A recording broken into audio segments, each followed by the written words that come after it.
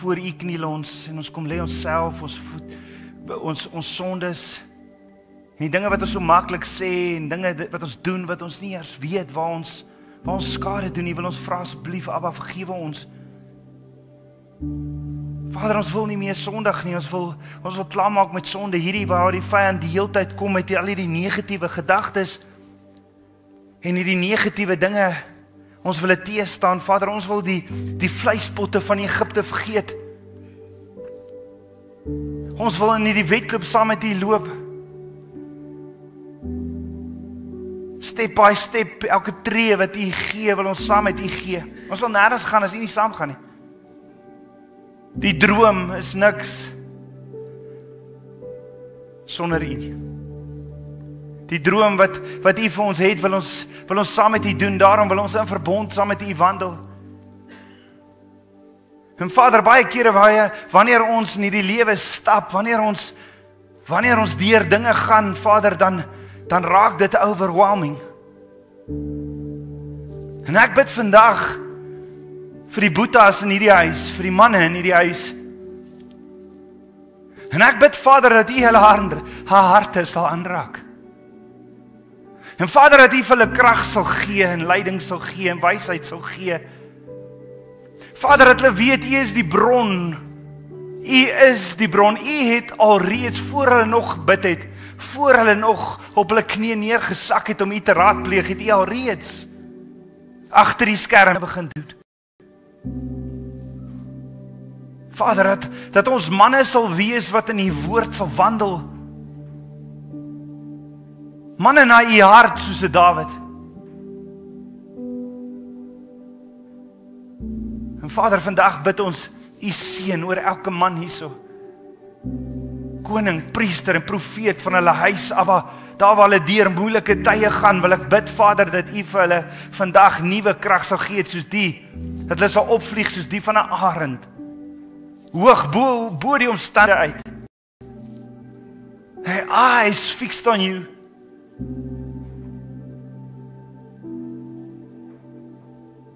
Vader, ek bid dat U vandag hier U asem sal inblaas, Yeshua, dat U hierdie vertrek sal inloop soos wat U in die sinagoge ingeloop het in Nasaret. En die boekrol sal kom oopmaak en met elkeen van ons sal praat. Yeshua, die boekrol oopgemaak, Jesaja gelees en gesê, maar dit is alles geprofeteer na my toe en die woord is lewend. Yeshua, U is die woord wat lewendig geword het en onder ons kom tabernakel het en kom vervul het, en daarom bid ek dat U vandag elkeen van ons hierso met ons sal praat. Come have your way in this place. Ek bid dat U my mond nou sal aanraak met te veel en elke woord uit die troonkamer. Ons verklaar hierdie grond as heilige grond. Ons bid vir elke kind, elke dogter, elke seun, elke een hier binne. Vader, dat U woord is gees. U is gees, U woord is gees geïnspireerd. En ons is geestelike wesens, en daarom is ons nie te jonk of te oud om te hoor dit wat U vandag in elke hart van ons inspreek nie. Mag die hart van klip verander na hart van vlees. Open the eyes of our hearts, Father. Dat ons hierdie sal ontvang, dit wat U ook vandag vir ons mee wil deel.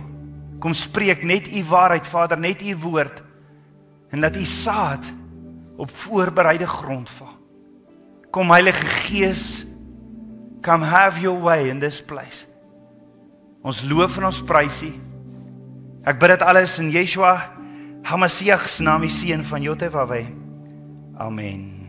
Amen.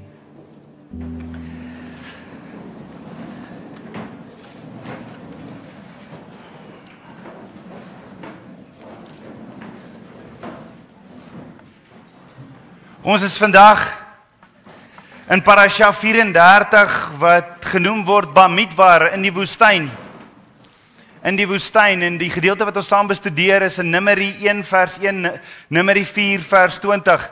Gewoonlik as ons hier kom, dan sê ek vir al die accountants en die ouens wat like van syfers, hierso is jou boek, Numbers. Hierso is die boek. Ek persoonlik love Numeri, want dit wat ons in Levitikus geleer het, kom nou deel, nee, ons sien dit prakties. En prys Abba daarvoor.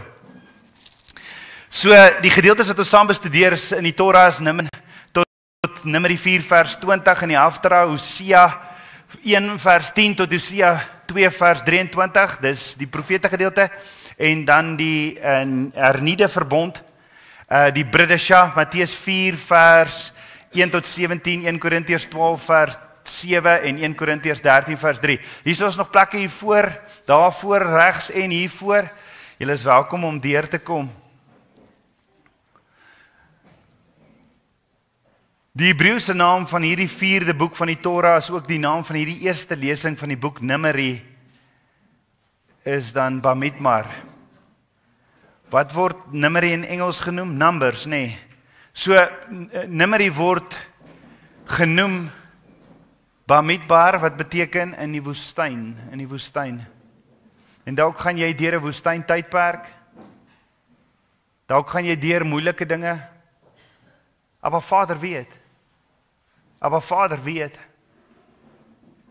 So die boek Numeri vertel die verhaal van Israel se trek deur die woestyn op pad na die beloofde land toe.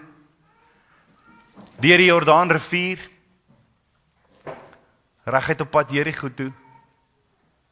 En dit vertel die verhaal van die wat in slawe was, wat verlos is uit slawe na die droom wat Abba Vader vir hulle het. En so daar 'n paar komplikasies gebeur. 'n Paar dinge gebeur. So Numeri begin en eindig met die tog na die beloofde land, wat op die einde 38 en 'n half jaar in plaas van 11 dae geneem het. 38 jaar. Is daar enige verbintenis tussen die kinders van Israel en die man wat by die bad van Bethesda gelê het vir 38 jaar? Want niemand help my nie. Die bad van Bethesda, wat beteken die House of Mercy, die huis van God. Niemand help my in die kerk nie, niemand help my nie. Ek is maar net daar. Mag Abba Vader ons leer. Die boek Numeri of Bamidbar beskryf die kinders van Israel se ervarings wanneer hulle deur klomp dinge gaan, deur die wildernis, wanneer hulle die wildernis aanpak. So in 1 Korintiërs 10 vers 11 staan, maar al hierdie dinge is opgeskryf en is oorgekom as voorbeelde en is opgeskryf as waarskuwing aan ons, aan wie die einde van die eeue gekom het. So alles wat in die woord staan is opgeskryf vir ons om van te leer. En daarom gaan ons vandag so 'n bietjie kyk na gedeelte in die woord en vir Abba Vader vra dat hy ook met ons as 'n liggaam praat. Soos die kinders van Israel geleer het, so gaan ons leer by Abba Vader. En moet ons gewillig en in staat wees om te doen wat hy vir ons sê. Hy sal voorsien en hy sal ons beskerm. Die kinders van Israel het geleer om oor hulle vrese te kom. Hulle vrese te vervang met liefde en daardie ou mentaliteit van slawery kom en geleer om met oor sekere dinge in hulle lewe daarmee te deel. Ons is ook dan nou natuurlik in 'n reeks 'n disipel wat vrug dra in die 10 dae van Hemelvaart wat donderdag was tot en met volgende Sondag. Is ons in 'n 10 dae waar die disipels vir 10 dae in die bofortrek gaan wag het en ons is besig om te kyk en die reeks se naam is 'n disipel wat vrug dra. En vandag se gedeelte of titel is Oordeel begin by die huis van Abba Vader. Oordeel begin by die huis van Abba Vader.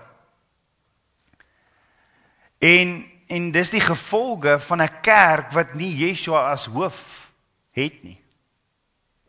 Dis die gevolg van 'n kerk wat kerkledemate het en nie disipels nie. So vandag se boodskap is rof, maak vas die safety belde.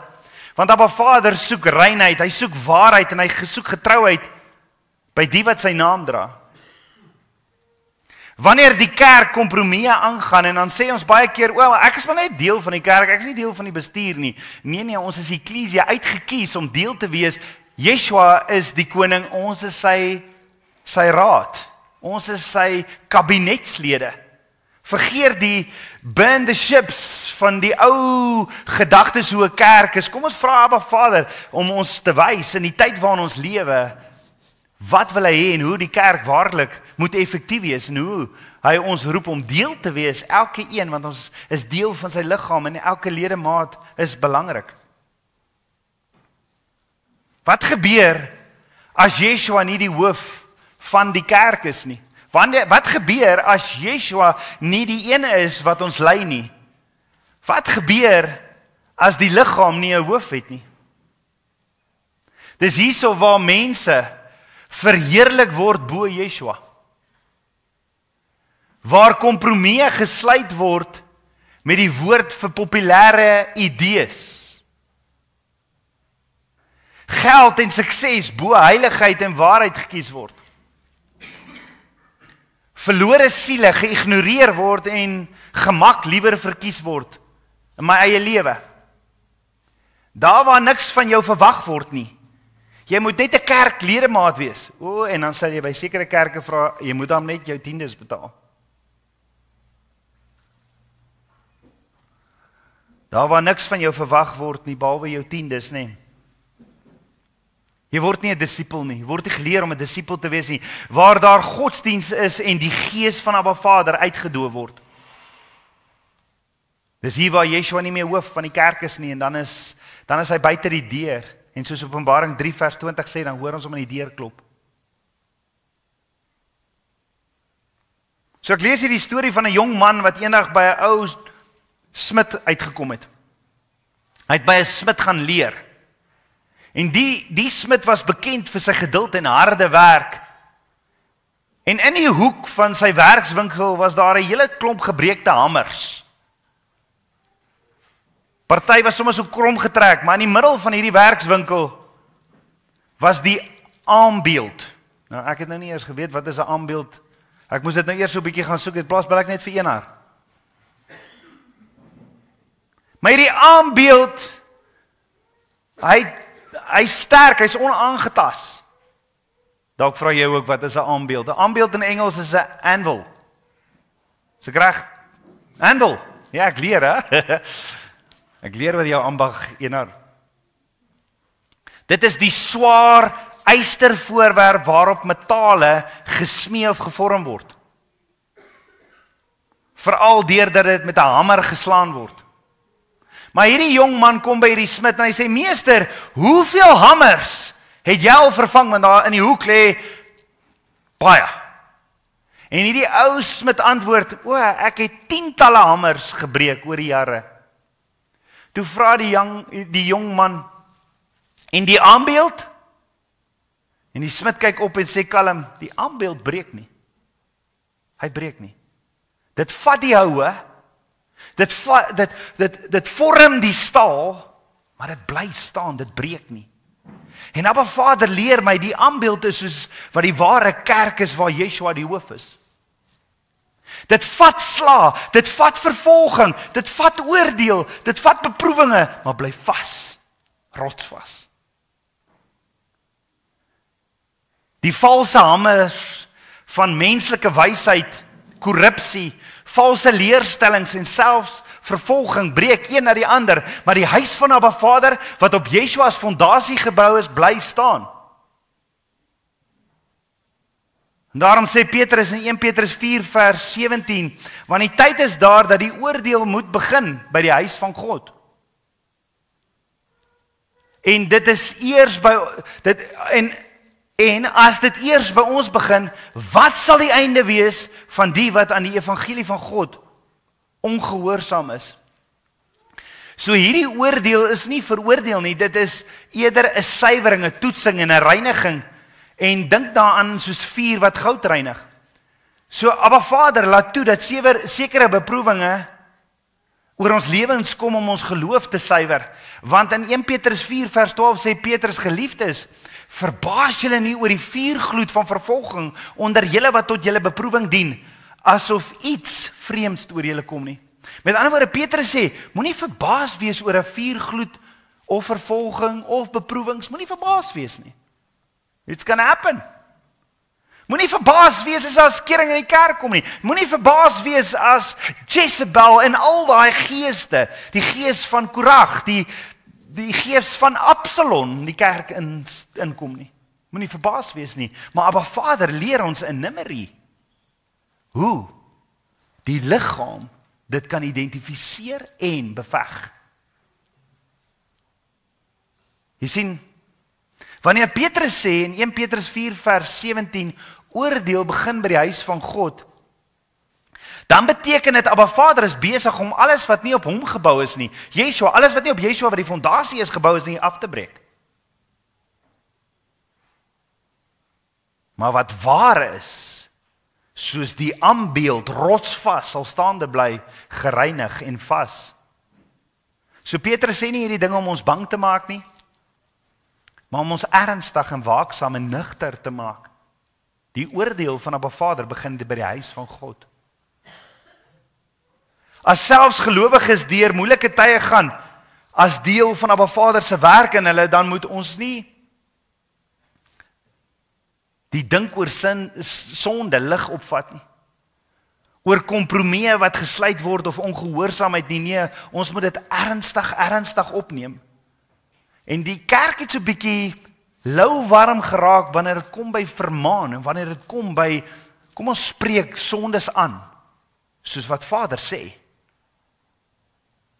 Jy sien, Abba Vader is heilig en hy wil hê sy kinders moet ook heilig wees, ons moet heilig wees en daarom begin die suiwering by die kerk. Want die wêreld kyk na ons, Yeshua sê ons is die lig en die sout van die aarde. Ons karakter en getuienis maak saak en die mense kyk daarna en daarom sal jy mense kry en sê, maar is dit hoe 'n Christen moet optree? Dan wil ek nie een wees nie. 'n Christen is die naam wat gekry is vir die disippels, wat gees gedrewe was. Maar die wêreld sal kom en sê, sommer enige iemand wat net kerk toe gaan, 'n disipel. Ons praat nie van 'n kerkledemaat nie, ons praat van 'n disipel wat diensbaar is in die koninkryk van God, wat vrug dra. Hulle was genoem Christene. Maar die wêreld sal sommer enige iemand kom sê, o, jy dra Jesus bumper sticker, is dit nou hoe 'n Christen moet wees? Dis nie die definisie van 'n Christen nie, omdat jy 'n Christen bumper dra nie. So, Petrus vra 'n retoriese vraag gesê, as dit met ons so gaan, wat van hulle wat die evangelie verwerp? As ons gesuiwer gaan word, wat van hulle wat nog die evangelie gaan verwerp? Johannes die Doper sê die byl staan klaar teen die boom.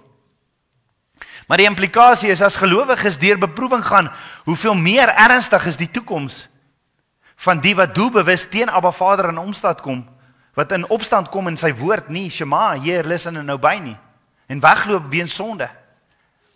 So selfversekerd, so selfvol hoogmoed. So Petrus veroordeel die, maar moedig ons aan tot volharding. Hy moedig ons aan tot heiligheid. En 'n hart wat Abba Vader by Abba Vader sal bly en hom sal aanbid tydens swaar kry. En daarom sê Paulus, want hy het dit geleer, even if I'm weak, I am strong. So is dit nodig om heilig te leef, want ons verteenwoordig Abba Vader. So as Abba Vader sy eie huis oordeel, hoe ernstig is dan die uiteinde van die wat hom totaal en al verwerp? Maar kom ons kyk na 2 gedeeltes in die Ou Testament en dan gaan ons ook kyk na 'n paar moderne voorbeelde om te sien hoekom dit so belangrik is wat Petrus sê en dan gaan ons terug gaan na Numeri toe. So ons loop so draai. So kom ons begin by die profeet Esegiel, een van my gunsteling profete. Hy was 'n baie dinamiese profeet. En ek dink hy is deur Abba Vader so aan die kraag opgetel in die omstandighede waar hy was, van Babylon na Jerusalem geneem. En in Esegiel 8 wys Abba Vader vir hom die gruwels wat in die tempel plaasvind, in die huis van God. Hy sê vir Esegiel, my seun, kyk wat gaan aan in die kerk. Kyk wat gaan aan, daar waar God aanbid word. Ja, binne in Abba Vader se heiligdom. Dinge wat mense nie sou verwag in 'n plek van aanbidding nie. Kyk wat gaan aan daar. In Esegiel 8 vers 10 sê hy, ek gaan toe in en ek kyk. Esegiel sê, ek gaan toe in en ek kyk, en daar was allerhande afbeeldinge, afskuwelike kruipende, 4-voetige diere. Reg hierdie woord as daai 4-voetige diere en daai goeders praat van demone. En allerhande drekgoede van die huis van Israel, wat al rondom op die muur uitgesny was. Hierdie leiers in die kerk wat veronderstel was om Abba Vader te dien, het eintlik afgode bedryf in Abba Vader se huis. En Abba Vader sê vir Jesegiel, jy het nog nie alles gesien nie, hoor. Ek weet jy is geskok, maar jy het nog niks gesien nie. En in Jesegiel 8 vers 14 lees ons, toe het hy my na die noordpoort van die huis van Jotawawai geneem en vroue gesit en met Tammuz geween. Jo, wat is dit? Tammuz was 'n heidense god van vrugbaarheid. Waar kry jy jou vrugbaarheid vandag? Is dit Abba Vader wat dit gee of gaan soek jy dit by dokters? Tammuz was 'n heidense god van vrugbaarheid. Die vrou het gehuil omdat hy gesterf het, maar in die lente sou hy weer herleef. En dit was deel van 'n heidense seisoen, 'n ritueel. En toe sê Abba Vader weer vir Jesegiel, daar's nog erger dinge. Kom kyk Jesegiel. En in Jesegiel 8 vers 16 lees ons, hy het my na die binneste voorhoof geneem, en daar was 25 manne met hulle gesigte na die ooste en hulle die son aan. Met ander woorde, hulle het hulle rug op Abba Vader se tempel gedraai, op Abba Vader se teenwoordigheid, en hulle oë gerig op die son. Wat totale blaatante afgoderry is, en ek wil nie in die afgoderry ingaan vandag nie. Jy kan dit self, daar's baie betekenisse binne in die son en die vrugbaarheid, daar's baie betekenisse. Maar dis die toestand waarin die kinders van Abba Vader was. Gruwels, hulle het ander goeders aanbid behalwe Abba Vader. Gruwels binne in Abba Vader se heiligdom. En dit gedoen deur die heilige priesterdom. En dis hoekom Abba Vader sê, as oordeel kom, begin dit by die huis van Abba Vader. En toe sê Abba Vader in Jesegiel 8 vers 18, daarom sal ek ook 'n grimmigheid handel. Ek sal daarom in grimmigheid handel. My oog sal nie verskoon nie en ek sal nie spaar nie. En op hulle hardop voor my ore, nogtans sal ek nie na hulle luister nie. Jy weet, partykeer dan dink ons, sê mense, maar dit voel asof ek teen die plafon vasbid. Nee? Hierso in Jesegiel en op 'n ander gedeelte in Jesegiel sê Jesegiel vir ons eintlik duidelik, Abba Vader antwoord nie gebede nie, wanneer ek en jy welgevallig is, wanneer ons ander afgode in ons lewens het. Dan in Jesegiel 9 begin die oordeel. In Jesegiel 9 vers 1 tot 2 staan daar, daarna het Jotawawai hardop voor my ore geroep en gesê, kom nader, geregsdienaars van die stad, en elkeen wat sy verwoestende wapen in sy hand, en kyk, 6 manne kom in die pad van die boonste poort, wat na die noorde toe lei, en elkeen wat sy wapen in sy hand, om mee te verbrysel, om onder hulle een man, wat met linne bekleed was. Een man, wat met linne bekleed was, met 'n skrywer se inkpot aan sy heupe, en hulle het gekom en vlak by die koperaltaar gaan staan. So hierdie manne het gestop by die bronsaltaar en toe daar iets dramaties gebeur. Abba Vader se heerlikheid het van die gerips opgestyg en na die drempel van die tempel beweeg. Dit beteken Abba Vader was op die punt om die tempel met sy teenwoordigheid te verlaat. Toe sê Abba Vader vir die man in linne met 'n skrywer se inkpot in sy heupe, gaan deur die hele Jerusalem. Gaan deur die hele Jerusalem en maak 'n merk op die voorkoppe van die mense wat sug en huil oor die gruwels wat daar gebeur het. Met ander woorde, Abba Vader sê vir die man met 'n inkpot op sy heup, gaan en maak 'n merk op die manne wat rarig bekeer, teshuva, terugdraai na Abba Vader toe, wat berou het oor wat in die kerk besig is om te gebeur, oor die sondes, wat oor sondes berou het en wat bid, en wat treur en wat hartseer is oor die sondes. Gaan maak 'n merk op hulle kop. Die merk in Hebreëus is die letter in Hebreë, wie weet? Taf. Wat is die piktogram prentjie van 'n taf? 'n kruis. Gaan maak 'n kruis op hulle voorkoppe. Die wat berou het en hulle sondes bely. Hoe profeties. Die enigste mense wat gespaar sou word, was die wat hartseer, stikkende harte het, berouvol, belydenis het oor die sonde rondom hulle. Nie net hulle eie sondes nie, die sondes rondom hulle. Op hulle moes hierdie man met die inkpot, met linne, moes 'n merk, 'n kruis gaan maak het op almal se voorkoppe, wat belydenis en berou het oor die sonde. En daarna het Abba Vader vir die ander manne gesê, gaan agter hom aan en maak dood. Ou en jong mense, meisies, kinders en vroue, maar moenie enige iemand met 'n merk op sy voorkop seermaak nie. En dan sê hy, waar moet hulle begin?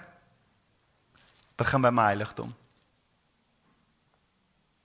Abba Vader sê duidelik, die oordeel begin by my huis. Maar die wat hulle sondes bely en waarlik berou het daaroor,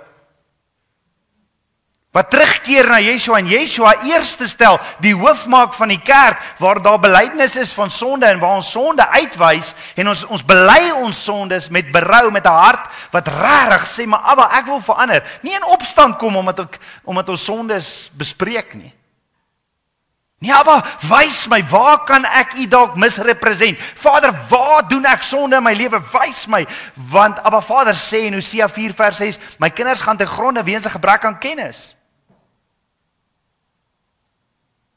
Mag Abba vandag, vir die wat 'n berouvolle hart het, 'n belydenis hê, mag die kruis so deel word van ons lewe. Want as jy dit by die voet van die kruis bely, dis daar waar jy Yeshua eerste stel in jou lewe, dis daar waar jy jou vul met die Heilige Gees en dis daar waar jy gaan vrug dra. Met ander woorde wat in kort, wat Jesegiel ook hier vir ons sê is, die wat in die wingerd geplant is, wat nie vrug dra nie, gaan hulle uit, gaan kapot af. Die wat vrug dra, gaan sit 'n kruis op hulle. En so sien ons, die man in linne het eers uitgegaan en net hierdie een groep gemerk, die wat getreur het oor hulle sonde. En daarna het die ander manne gegaan en almal vernietig wat die merk nie gehad het nie, mans, vrouens en kinders. Nou ek glo hierdie boodskap is direk van toepassing vandag op ons, want 1 Korintiërs 10 vers 11 sê alles is daar om ons te leer. Ek glo hierdie boodskap is spesifiek vandag op die kerk. Ek glo die kerk, die eklesia vandag, die sigbare kerk, die wat bely dat Yeshua hulle God is. Die kerk is vandag net so vol geestelike afvalligheid en sonde as wat die tempel van Abba Vader in Jesegiel se tyd was.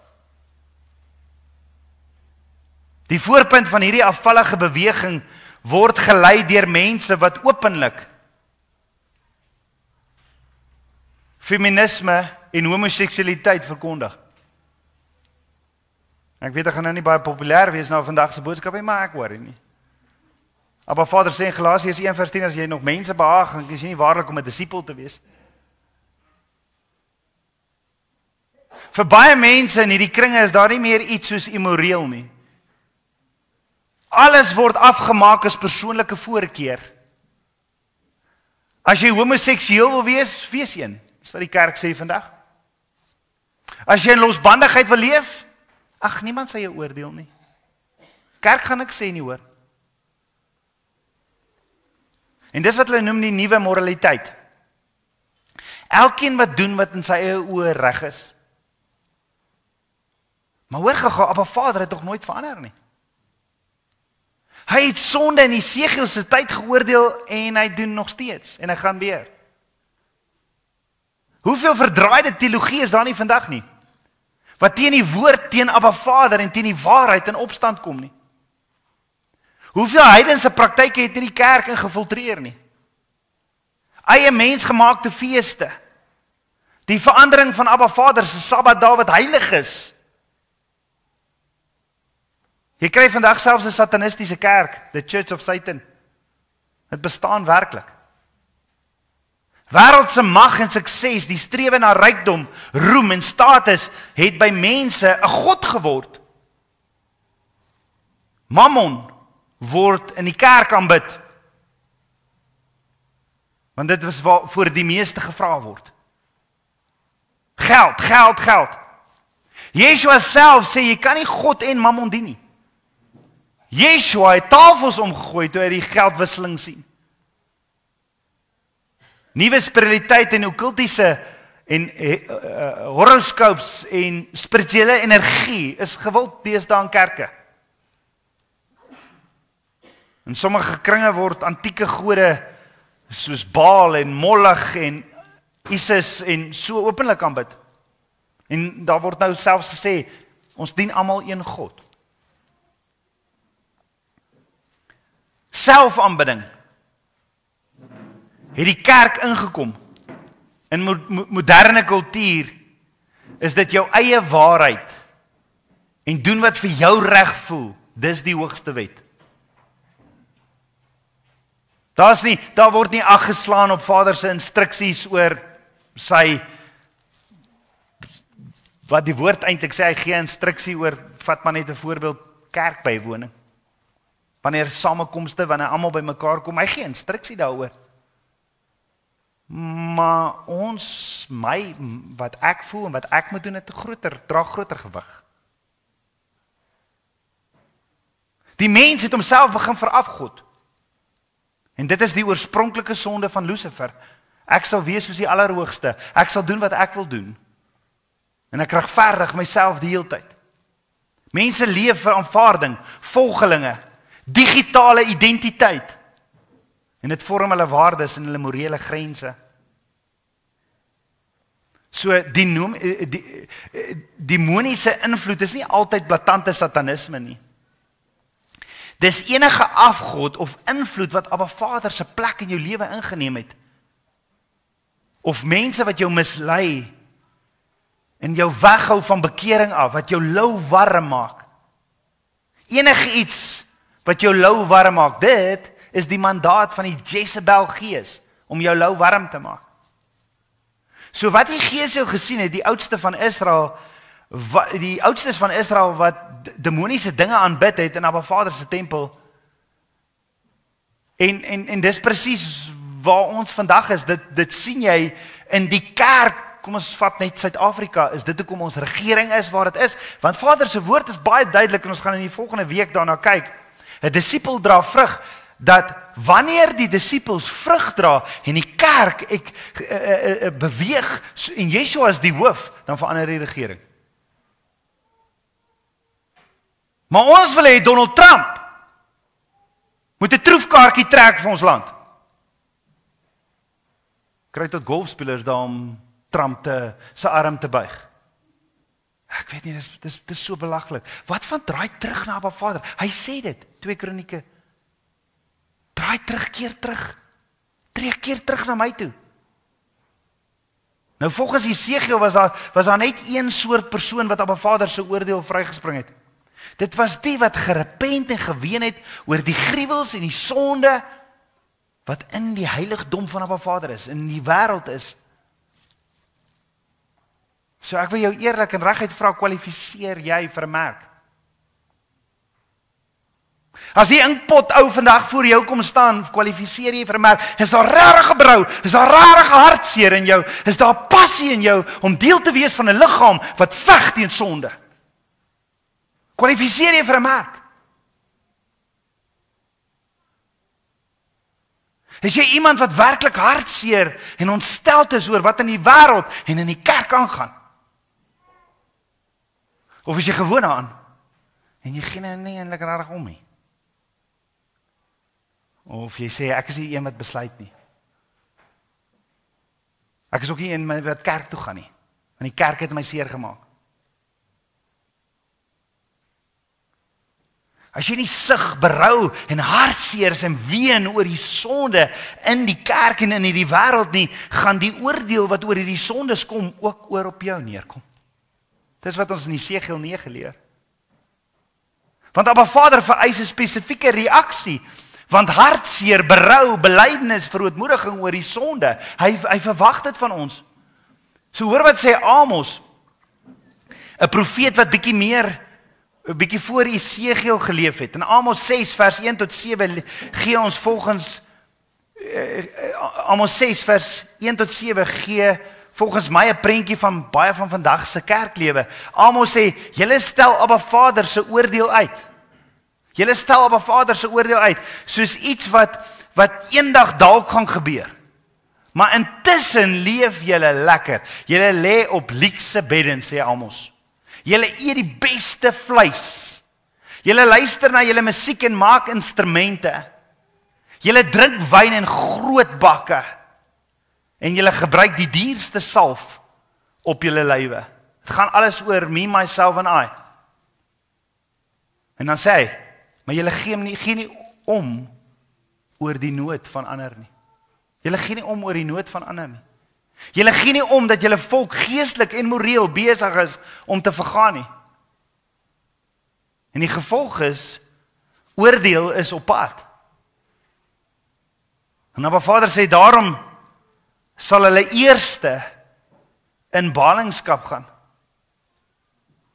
So Abba Vader gee om oor hoe ons leef. En of ons omgee vir ander. En hierdie ryk mense het gedink hulle rykdom is 'n teken van seën. Maar Amos sê dit was 'n teken van bedrog en oordeel wat wag. Net so vandag, ons leef so gemaklik. Maar gee ons om vir die verlorenes? Gee ons om vir die armoede? Gee ons om vir die geestelike afvalligheid? Die mense wat leef asof daar geen oordeel kom nie. En dis die hart van die saak. Baie mense het godsdiens, feesvieringe gaan vermaak, maar hulle het geen berou, belydenis, trane oor die sonde van die ellende van ander nie. Abba Vader merk die wat berou het, wat hartseer is en ween oor die sonde.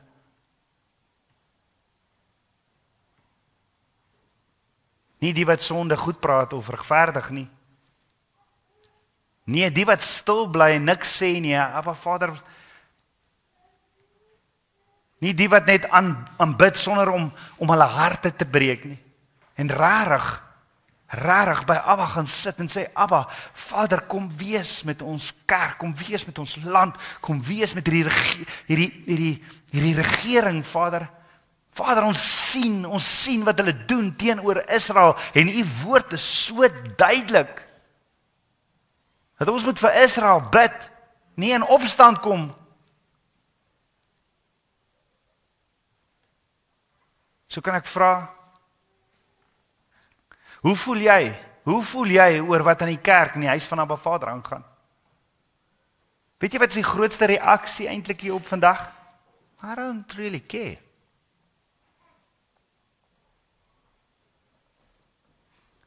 Jy is so besig om jouself te geniet en te onttrek.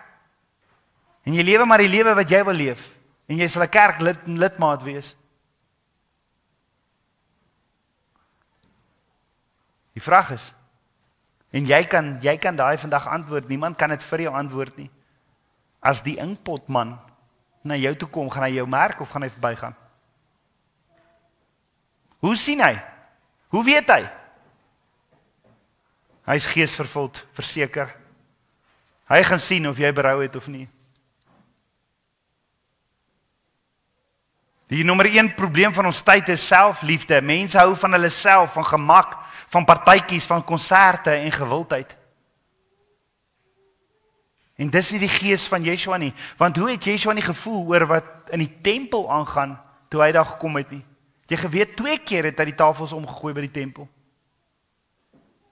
Yeshua was nederig, vol medelee en hy het homself opgeoffer ook vir ander, vir die kerk. Paulus sê in Romeine 8 vers 9, as iemand nie die gees van Yeshua het nie, behoort hy nie aan hom nie. Met as Yeshua gesterf het vir die kerk, hoekom leef ek en jy nie vir die kerk nie? Dis sy liggaam, Ecclesia, dis nie vir die gebou nie. Ons is 'n liggaam saamgeplant in 'n wingerd waar Abba Vader ons geplant het om vrug te dra. Met ander woorde, jy kan baie geestelike dinge doen, in tale praat, wonderwerke doen, duiwels uitdryf, maar sonder die gees van Yeshua is jy nie syne nie. Want geestelike gawes verander nie jou karakter nie. Jy kan al die gawes hê en die meeste van hulle word nagemaak, maar steeds trots en selfsugtig en gierig wees. So 'n gawe is net gereedskap, is nie 'n bewys van geestelike volwassenheid nie. Daar's 'n verskil tussen die vrug van die Gees en die gawe van die Gees. Want almal sê, bid jy nou in tale? Of jy nou in tale, dit is nie sê, as jy in tale bid, deesdae weet niemand eers of jy, want jy hoor nie iemand wat tale uitlê nie.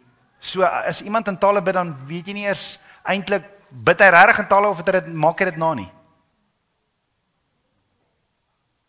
Daar's 'n verskil tussen die vrug van die Gees en die gawe van die Gees. Dit word verkondig by kerke dat die gawe van die Gees is die bewyse. Jy bid nou in tale, jy's nou deel van ons kerk, jy's geesvervuld. Dis glad nie. Die vrug is die vrug van die Gees, of soos Johannes dit noem, die vrug van bekering, is die getuie of bewys dat Heilige Gees in ons woon. Met ander woorde, wanneer jy gevul is met die Heilige Gees, dan begin hierdie vrug in jou lewe te manifesteer, want jy dra die vrug van jou. So baie mense sal Galasiërs 5 vers 22 in die vrug van die Gees oproem, maar het nooit Yeshua waarlik ontvang, Gees vervuld geraak en dat die Heilige Gees hulle lei om gedoop te word nie. Hoe as jy vir die Heilige Gees sê jy moet gedoop word, as jy vir die Heilige Gees sê nee, hoe gaan jy die vrug van die Heilige Gees dan dra? Maak dit nie sin nie. Aan die ander kant kry ons die gawes van die Gees, en dis waarmee Abba Vader ons toerus om sy hande en voete te wees, om die werk te doen waarvoor hy ons geroep het. En dis daar waar die gawe net deur ons vloei, nie vir jou voordeel nie, vir die liggaam van Yeshua. So hoekom wil jy die gawe van die Gees gee as jy nie eers kan bely en kan bid en hartseer is en berou het oor die sondes in die kerk en in die omgewing waar ons bly en in die wêreld nie? Met die gawes van die Gees word ons die instrument in Abba Vader se hande, waardeur die Heilige Gees vloei, en Abba Vader gee die gawes soos hy goeddink, om te bedien binne in die liggaam. Dis waarvoor die gawes daar is. So baie kere sal ons sê, maar as jy die gawe van tale wil hê, hoekom wil jy hê? Want dit moet jou help om ander te bedien in die liggaam. So hoekom wil jy dit hê? En daarom moet jy verstaan, wat is die gawe van om in tale te bid? Dis verseker nie om nou in tale te bid dat almal my hoor dat ek geesvervuld is nie. Glad nie dit nie. Dis die valsheid. Dis die valsheid. Die tale is om op te bou binne in die liggaam, geesvervuld, waar die Heilige Gees deur jou kom praat, nie jou taal nie, Heilige Gees deur jou kom praat. En dan is daar die gawe van ontleding, want hy wil nooit die liggaam verward los nie. Dis nooit Vader se wil. Nou bid hulle in tale, maar wat? Ek weet nou nie hoe om dit te doen. Wat bid hulle? Dis nooit om verwarring te bring nie. So as daar bid in tale is daar ook die uitleg van tale. So as ek die gawe van genesing ontvang, dan is die gawe daar vir die siek mense in die liggaam. Nie om meer rond te loop met 'n masjienkie om te swipe wanneer jy wil genesing kry nie. Dis nie dit nie. Die gawe van genesing is daar waar Abba Vader sy gawe vir jou gee, sodat jy jou hande op ander kan gelê dat daar genesing vloei. En waar gaan die eer toe? Glad nie na jou toe nie, want jy was maar net die instrument. Jy was maar net die instrument. En dis rarig soos die prentjie van die shofar. Hy shofar lyk mooi, of hier lê een. Hy lyk mooi, hy lyk rarig mooi. Maar hy's rarig effektief wanneer die asem deur hom werk. Jy sien, die vrug van die Gees is die karakter van Yeshua wat ek dra. Die gawes van die Gees is daar om glorie te bring aan Abba Vader. Maar die probleem vandag is, alles gaan oor mense wat hulle self wil ophemel. Wanneer dit alles oor jouself gaan, hoe jy voel, hoe jy lyk, hoe jy klink en wat mense van jou dink, dan is dit nie reg en eg nie. Dis nie wat Abba Vader soek nie. En dis nie wat die wêreld nodig het nie. Yeshua se hart was vir die verlorenes. Yeshua se hart was vir die verlorenes en die gebrokenes. En Abba Vader het my geleer voor ons houtkruis begin het. Houtkruis is 'n as jy 'n huis van Abba Vader wil bou, bou dit met gebreekte takkies, mense wat seer gekry het. Want dit is wat Yeshua gedoen het. Yeshua het die mense besoek wat niks gehad het nie. Yeshua het die onbereiktes bereik. En hy is die hoof van die kerk. En dit is mos waar die liggaam vandag moet wees. Maar die selfliefde is die siekte van ons tyd. En ons het gisterand gesien, Paulus sê in 2 Timoteus 3, die groot sonde van die laaste dae is hierdie selfliefde.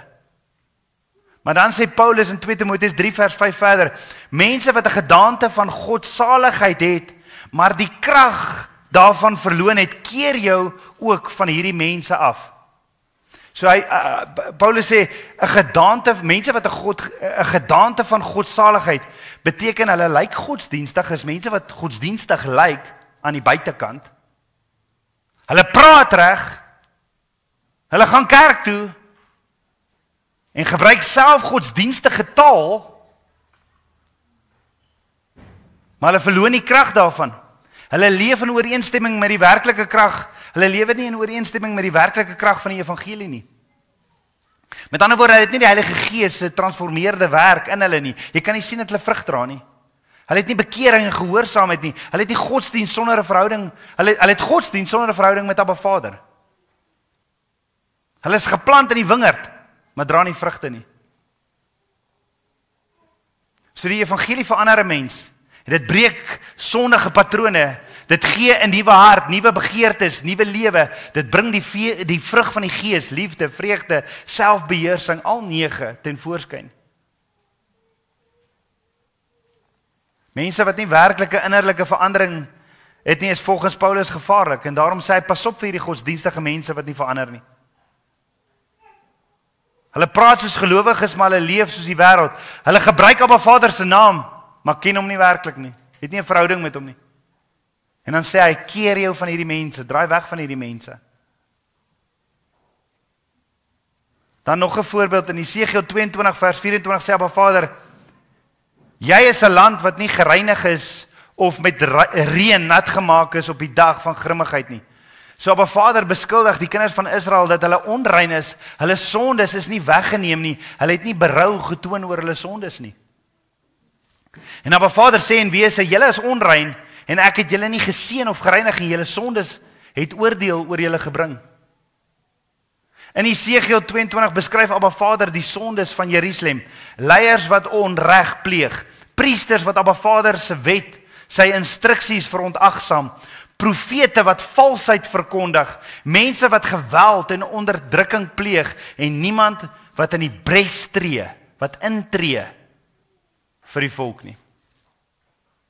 En omdat niemand hulle bekeer nie, sê Abba Vader in Jesegiel 22 vers 31, ek sal my grimmigheid oor hulle uitstort. Net soos in Jesegiel 22, is daar vandag ook mense, daar is profete, priesters, kerksmense, wat onrein lewe. En het geen begeerte vir ware bekering nie. Ware hele transformasie nie. So eintlik al wat jy van my sê is, ek moet net glo, en dan kan ek lewe soos wat ek weer, dan kan ek maar weer aangaan, soos wat ek aangegaan het. Nee, dis 'n totale transformasie van jou lewe. Jy begin lewe, en jy begin merk, soos wat die Heilige Gees vir jou wys, wat in jou woon, hoor jy, hierdie is Sondag. Jy kan nie so praat nie, jy kan nie dit doen nie. Dis die pad van heiligmaking. En dan verstaan hulle nie waarom Abba Vader se seën in hulle lewe ontbreek nie. Jy sien, Abba Vader waarsku, maar hy oordeel ook as daar geen bekering is nie. So wie kan onthou wat het gebeur na die goue kalf? Na die goue kalf het Moses afgekom, hy het die kliptafels neergegooi. Toe sê hy, die wat vir God is, kom staan die kant. Wie was dit? Die Lewiete, die priesters. Die wat vir God is, as jy vir God is jy deel van daai priesterdom. En dis hoekom 1 Petrus 2 vers 9 sê, ons is 'n heilige priesterdom, ons het Yeshua aanvaar.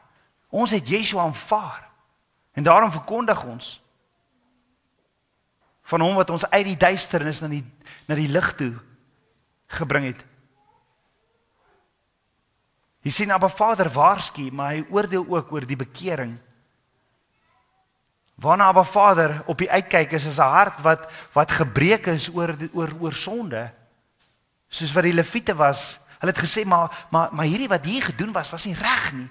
Hulle het verkeerd opgetree. En toe, wat moet die Lewiete doen? 3000 mense doodmaak. Raai wat? 1500 jaar later, 3000 mense weer dood. Hoe sê jy nou? Toe Petrus vir hulle die evangelie verkondig, toe aanvaar hulle Yeshua, wat doen hulle? Hulle word gedoop, hulle gaan dood aan hulle self binne in die water, onderdompel in die water en staan op met dieselfde krag wat Yeshua die dood uit opgewek het. Die probleem in ons wêreld begin nie by die regering of by die mense daar buite nie. Dit begin binne in die kerk, in die huis van God. Die probleem begin by die profete, die priesters, die disippels, diegene wat sê, hulle verteenwoordig Abba Vader, soos wat die Lewiete gesê het, maar ons sal staan vir die waarheid, ons sal staan vir God, ons gaan nie hierdie sondes toelaat nie.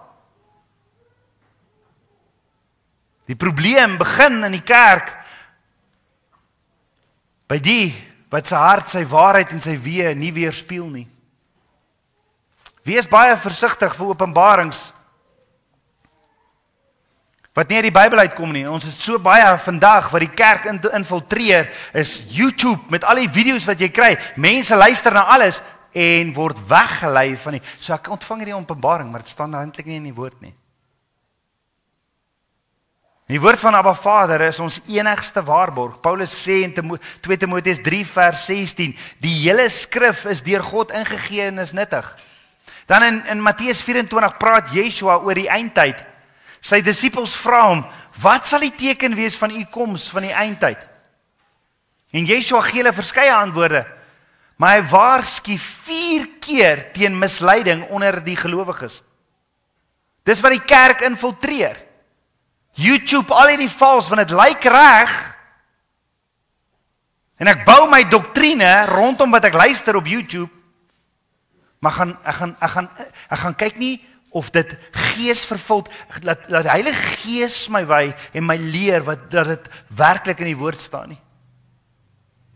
So Yeshua gee hulle verskeie antwoorde in Matteus 24, maar hy waarsku 4 keer teen misleiding onder die gelowiges. Onder andere in Matteus 24 vers 11 sê hy, baie vals profete sal opstaan en baie mense mislei. Is dit nie waarvoor die kerk moet bid nie? Teen daai vals profete. Ek noem daai vals profeet YouTube.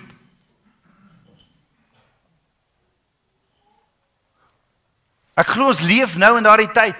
En as Yeshua sê baie mense sal mislei word, dan moet jy nie dink dit kan nie met jou gebeur nie, want jy is nou.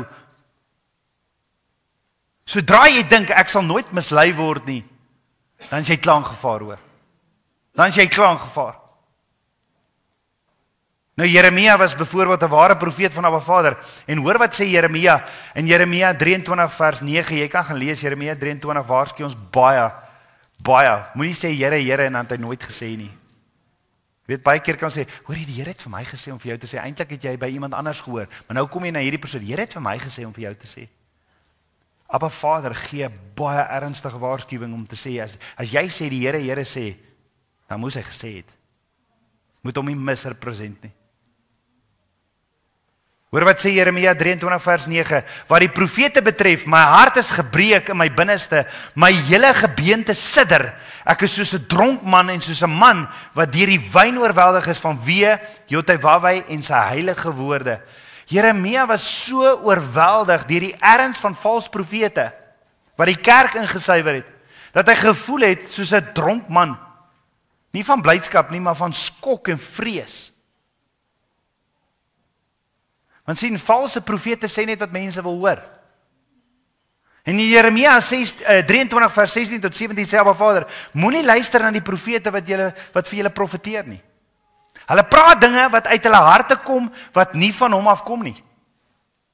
Jy sien, is hierso waar party mense dink, Jesus, mens hierdie oud nou dit geluister. Wat van as Heilige Gees met my en jou elkeen apart nou praat? Moenie luister na valse profete wat vir jou profeteer nie. Gaan ondersoek alles. Valse profete praat oor dinge wat hulle eie harte kom, wat nie van Abba Vader afkom nie. Hulle sê vir mense wat teen Abba Vader in opstand kom. Hulle sê goeders vir mense wat in Abba Vader in opstand kom. Julle sal vrede hê, hoor. Jy is reg. Hulle sê vir mense, valse profete sê vir mense wat in opstand kom met die orde van Abba Vader, sal hulle vir daai mense sê, jy's reg. Weet jy te sê, ja, jy doen reg. Hulle sê vir elkeen wat sy eie ding doen, niks sleg sal met jou gebeur nie, hoor. Dis Jeremia 23. Dis wat valse profete doen. Hulle sê net wat mense wil hoor. Hulle gee mense 'n valse hoop. En as jy nie reg lewe voor Abba Vader nie, dan mislei hulle jou, want hulle sê vir jou, maar jy het reg. En jy het ook gesê, en jy is net so belangrik. Miriam en Aaron het daai foutjie gemaak. In Numeri 12, ons gaan daarby kom oor 2 weke, het Miriam en Aaron gesê, maar ons is ook profete soos Moses. Wat maak hom nou so verhewe? En boef, daar het sy melaatsheid. Moenie in die orde, dit gaan nie vir jou goed uitwerk as jy in die orde van Abba Vader in 'n opstand kom. Of jouself wil verhewe, ek is net so waardig nie. Jeremia waarsku ons daarvan. So wat maak iemand 'n ware profeet? Jeremia 18 sê vir ons, 'n ware profeet staan in Abba Vader se teenwoordigheid. Hy luister na Abba Vader.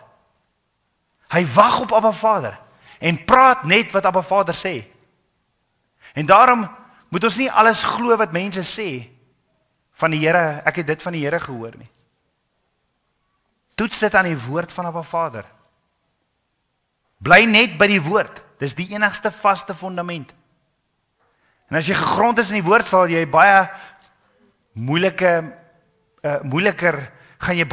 mislei word. Want daar staan geskrywe. Maar as jy net op openbarings en ervarings leef sonder die woord, dan is jy in gevaar om weggevoer te word deur iets wat nie van Abba Vader afkom nie. Jy sien, partykeer het ons vra. Maar dan vra ons vir Abba Vader. Wat sê die een ou? As jy vra het, instead of running to your phone, run to the throne. Dis om in Abba Vader se teenwoordigheid te gaan wag as ek vra het. Selfs al gebeur daar nie dadelik iets nie.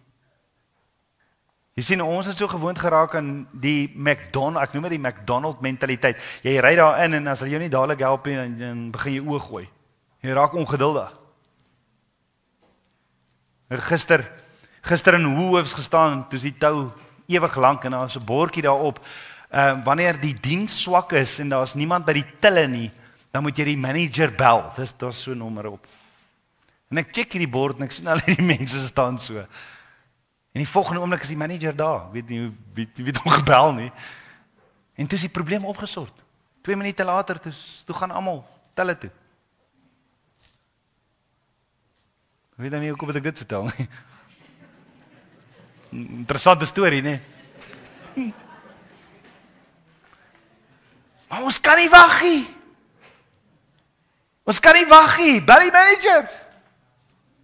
Bel die manager. Jy sien, partykeer wag ons op Abba Vader, stil in gebed. En dan gebeur daar niks nie, en ek weet dit. Daar's rarig nog baie dinge wat ek by Abba Vader se voete gesit het, wat mense by my antwoord wil hê wat ek by Abba Vader se voete gesit het, en ek weet tog nie, ek het tog nie die volheid nie, en dan het Abba partykeer baie goed vir my gedeel, maar gesê, jy moet dit tog nie deel nie.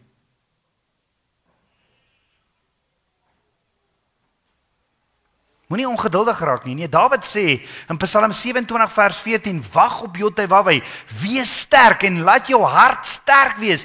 Wag op Jotawawai. Hy gaan 'n deurbraak bring.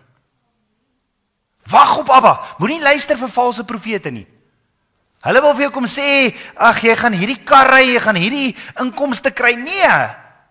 Wag op Abba. Moenie sê Abba Vader het gesê en dan het hy nooit gesê nie. Jy sien, 'n ware profeet kom nie altyd net met mooi praatjies nie. 'n Ware profeet sluit nie kompromieë met sonde nie.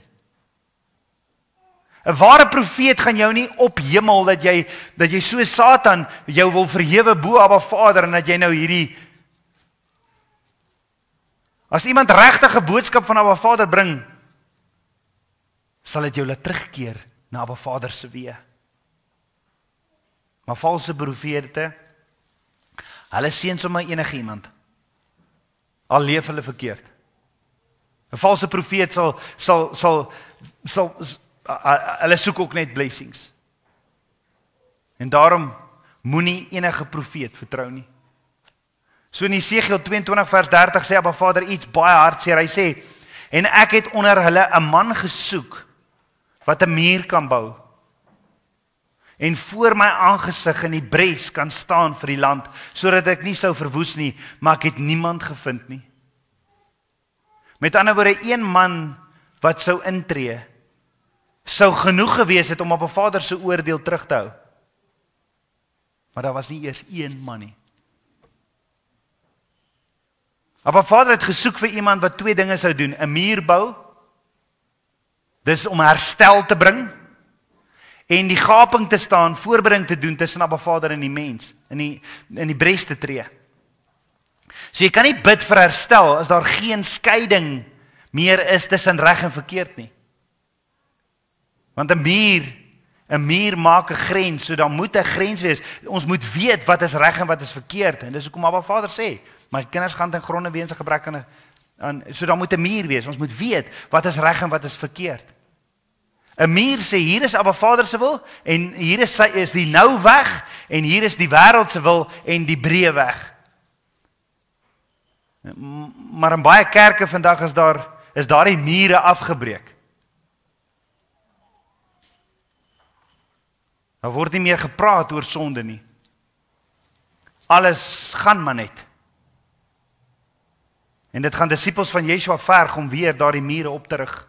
Hy roep Nehemias. Hy roep disippels om die mure op te rig. En dit gaan voorbidders verg binne in die huis van gebed om in te tree, dat die mure gebou word. So Abba Vader is op soek na disippels wat weer die mure van sy huis sal bou en wat sal intree. Wat sal berou hê oor sondes. Wie gaan grense trek tussen wat reg en verkeerd is? Wie gaan in die gaping staan? Jy sien 2 keer het Abba Vader 'n lyn getrek. Daar's 2 spesiale gevalle waar Abba Vader gesê het, hierso is die lyn. En dit is al 2 keer. Al 2 daai gebeurtenisse praat Yeshua van en sê die eindtye sal jy in dit kan raak sien. 2 keer het Abba Vader 'n lyn getrek en gesê enough. En Yeshua praat in Matteus 24 2 keer van al 2 daai plekke. En sê julle sal dit wat daai mense se harte aangegaan het toe Abba Vader hy lyn getrek het, sal weer aan die einde van die tyd gesien word. In die tyd van Noag. In Genesis 6 vers 5 tot 6 staan, toe Jotai wou hy sien dat die boosheid van die mens op die aarde groot was en al die versinsels wat hy in sy hart bedink altyd deur net sleg was, het Jotai wou hy berou dat hy die mens op die aarde gemaak het en daar was smart in sy hart. Hier is so baie betekenis. As jy dit nog nie geluister het, jy gaan na ons website, gaan na Parasha, gaan luister in Genesis, by Genesis 6. Ons praat hierso oor al die sondes wat hulle gedoen het wat jy vandag se tyd sien. Maar Abba Vader het 120 jaar geleentheid gegee, genade, om terug te keer. Want dit is so lank Noag gaan sy ark gebou het. Dis die eerste een. Maar die vloed het gekom, die oordeel het gekom. Want die mense hulle was weg in hierdie wêreld. Dan die tweede keer in Sodom en Gomorra se tyd. Wat was die sonde in Sodom se tyd? Seksuele verdorwenheid. Ongekende losbandigheid en seksuele perversie. Judas 1 vers 7. Geweld en onderdrukking. Die volk was geweldig teenoor ander. Gewelddadig teenoor mekaar en teenoor ander. Trots, luiheid en selfreffing. Alles was ongeëerd teenoor armes en behoeftiges. Hulle het nie ge-worry oor die behoeftiges nie. En Esegiel 16 vers 49 tot 50 sê, kyk, dit was die ongeregtigheid van jou suster Sodom, hoogmoed, oordaad van brood, sorgelose rus vir haar en haar dogters. Maar aan die ellendige en behoeftige het sy geen krag gegee nie, en hulle was hoogmoedig en het gruwels gedoen voor sy aangesig.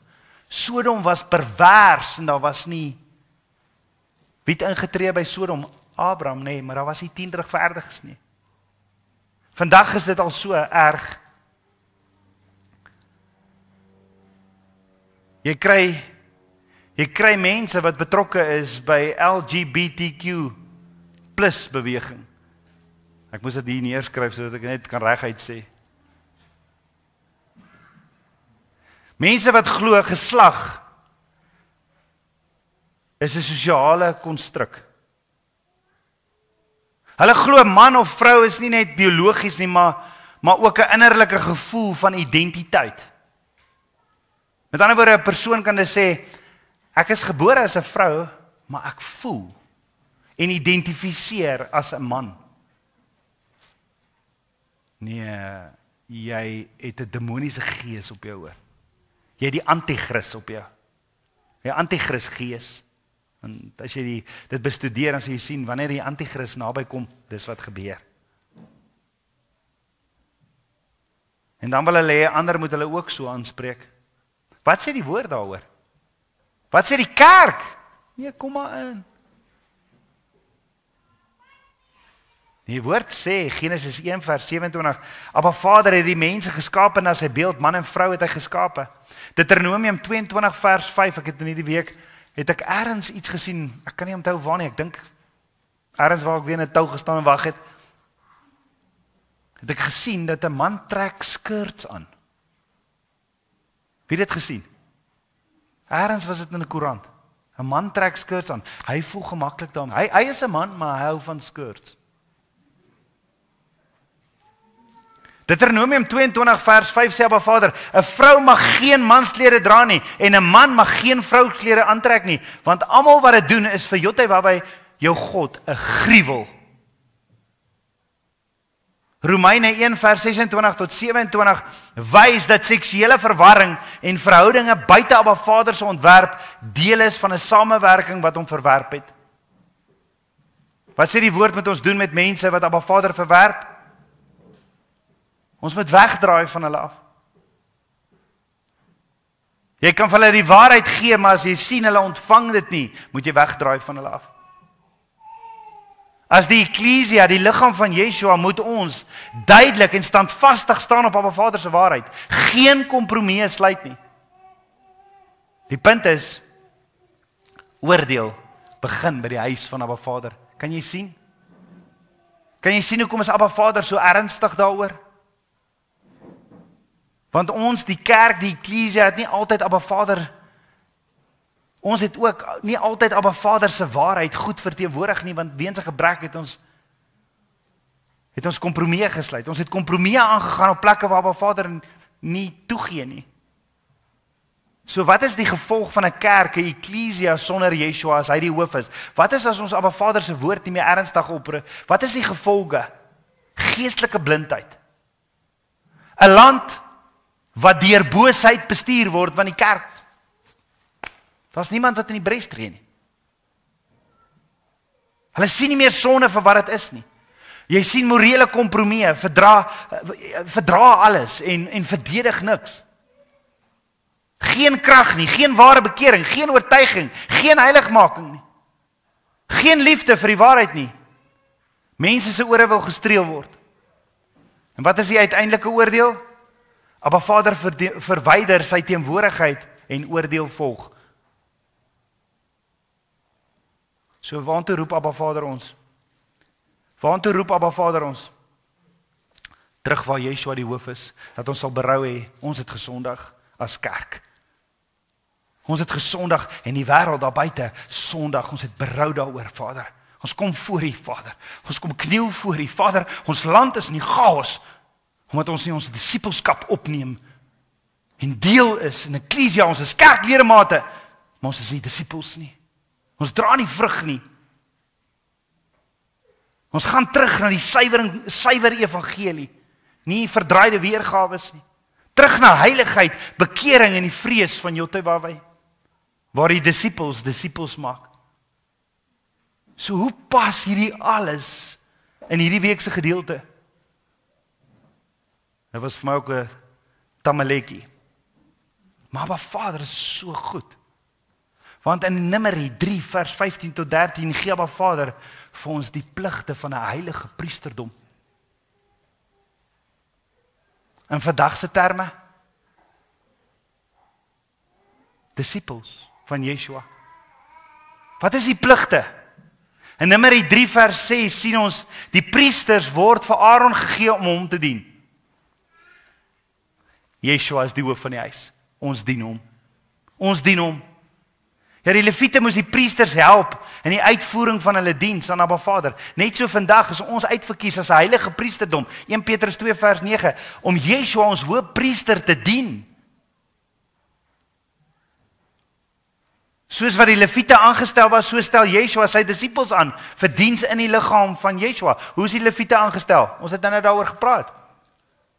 Hulle het gesê, maar Moses het gesê, maar wie staan vir hierdie, wie gaan opstaan vir Vader se woord oor hierdie goue kalf? En die Lewiete het gesê, ons kom staan die kant. Hy het gesê, maak die merk op ons. Maak die merk op ons. Soos wat die Lewiete aangestel was, so stel Yeshua sy disippels aan. Dis die wat sê, maar ek sal opstaan vir die waarheid. Ek wil u is die waarheid, en ek sal u dien met my hele lewe en my hele liggaam. Ek sal nie meer 'n lou warm gelowige wees, net 'n kerkledemaat nie. Ek sal 'n disipel wees van u. Efesiërs 4 vers 11 sê, hy het sommige gegee as apostels, anders profete, ander as evangeliste, anders herders en leraars. Niemand het dieselfde rol nie, maar almal het 'n funksie. Net soos die Lewiete is ons vandag ook afgesonder vir diens aan Abba Vader. Ons is 'n koninklike priesterdom. Dis die eerste ene. Ons moet ons koning dien. Hy is die hoof van die huis van God. Hy is die fondasie. So in Numeri 3 vers 7 sien ons die tweede een, die priesters moes werk doen in en om die tabernakel. Hulle moet die werk verrig by die tent van samekoms. Dis hier waar ons, dis die samekoms is daar in en buite is daar werk. Dit sluit in om die tabernakel se toerusting te dra. Dis wat hulle gedoen het. Om die voorwerpe reg en heilig te hanteer, die orde en reinheid te handhaaf rondom die tent van ontmoeting. Net so vandag is ons uitverkies as 'n heilige priesterdom om diensbaar te wees in die huis van Abba Vader. Elke lidmaat het 'n rol, soos die Lewiete elkeen 'n rol gehad het. Nie almal is herders nie, maar elkeen het 'n taak. Ons is almal lede van een liggaam. En net soos die Lewiete nie passief was nie en mag gewees het nie, moet vandag se gelowiges effektief en verantwoordelikheid aanvaar in diens. Van daar waar Vader jou geplant het nodig om vrug te dra. Dood en passiwiteit is onaanvaarbaar in Abba Vader se huis. Hoekom het sy huis dit aanvaarbaar toegelaat? Hoekom maak ons so maklik beloftes en sê, ek sal dit doen in die huis van God, ek sal dit doen, ek sal daar betrokke wees. En dan 2-3 maande later, nee, is nou dinge in my lewe verander. Hoekom het prioriteite so verander? In Numeri 3 vers 8 sien ons die derde een. Die priesters moes wag hou by die tabernakel. Security guard. Ag, maar nou net nie vir my vra om dit te doen nie. Nee. Numeri 3 vers 8 staan en hulle moet die verantwoordelikheid vir die hele vergadering dra om diens te doen by die tent van samekoms. Hulle moes waaksaam wees sodat niks onreins of onheilig die heiligdom nader nie. Hoe doen ons dit vandag? Deur in die bres te tree. Deur te bid en te sê, maar Vader, vandag kom ons almal hier by mekaar. Vader, ons bid dat daar nie een evil spirit of enige heks of demoon of enige iets hier inkom nie, want dit is 'n werklikheid. Dit is daar buite. Weet jy wat is die vyand se target? Nie die mense daar buite nie.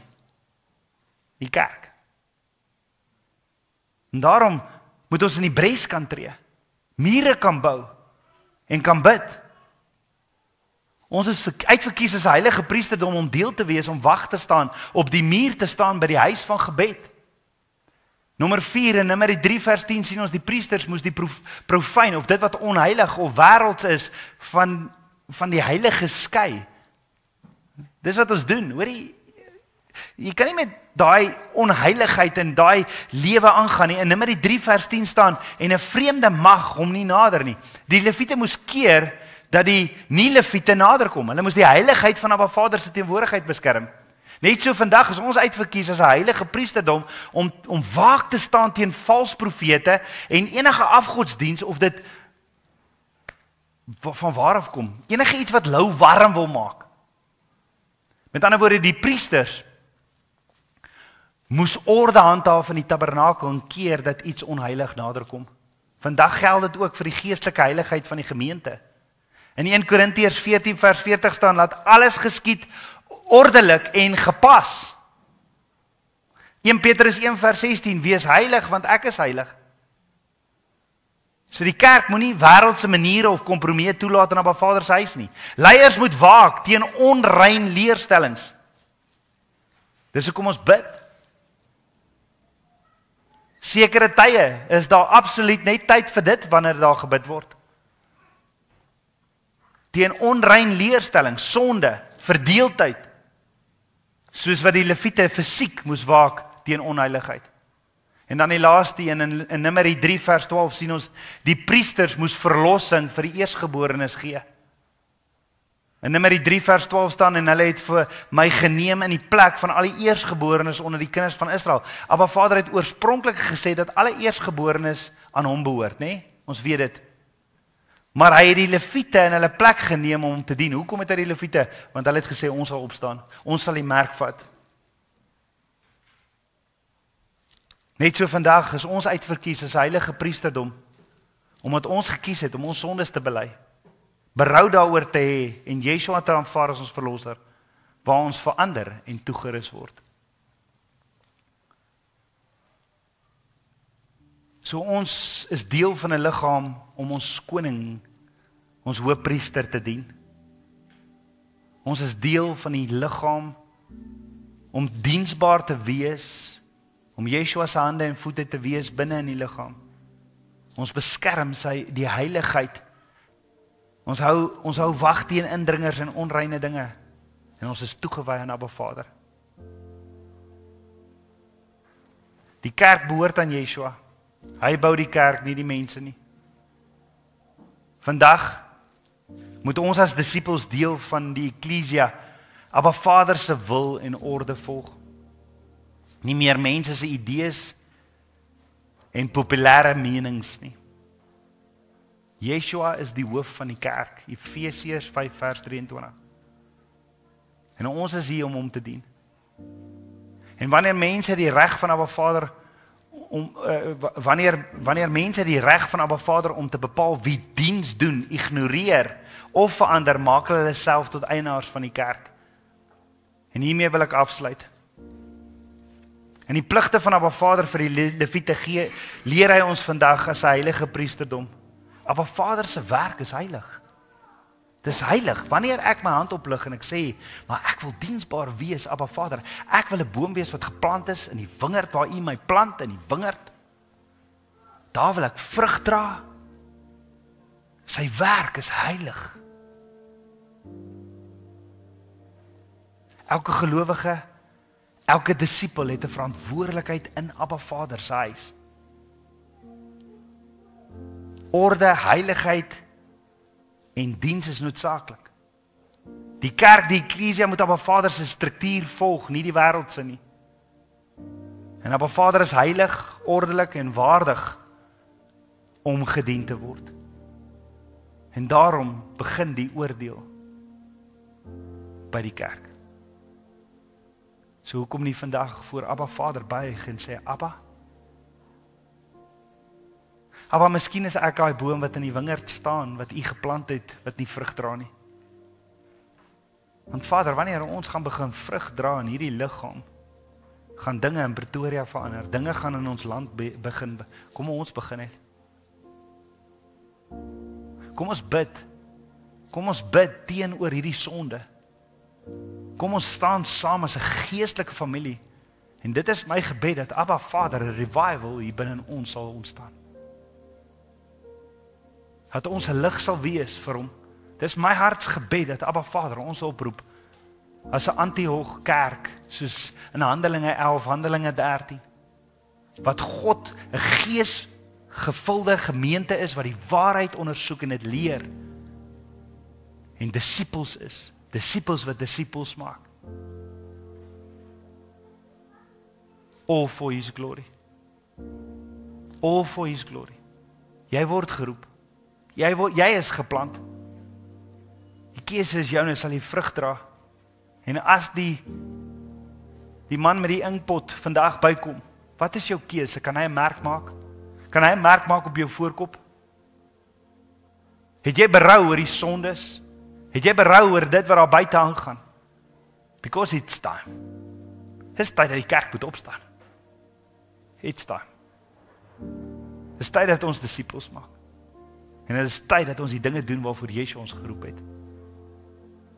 En daarom gaan ons in die volgende 10 dae verder elke aand by mekaar kom van môre aand af, daar's nie vanaand nie, môre aand. En gaan ons verder indruk oor dit waartoe Abba ons roep. Disippels wat vrug dra. En 'n eklesia, 'n liggaam wat saam die liggaam van Yeshua verteenwoordig. Wat die help wat gebroken is, wat die help wat verarm is, wat regtig omgee en Yeshua se liefde uitstraal. Kom ons bid saam. Ons almagtige Vader, Papa God, dankie vir u liefde, dankie vir u goedheid. So Vader, hier is so baie dinge wat u vandag met elkeen van ons deel, en saam ook as 'n liggaam. Ons wil deel wees, daar waar u ons plant, ons wil goeie vrug dra. En ons weet, u woord is duidelik dat die oordeel begin by die kerk.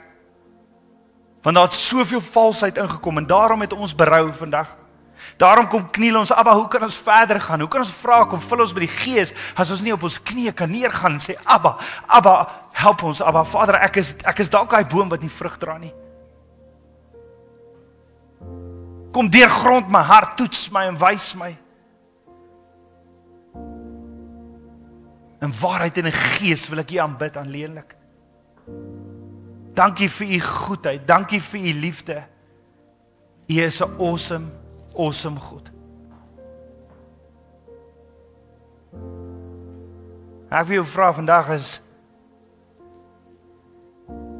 as daai inkpotter man,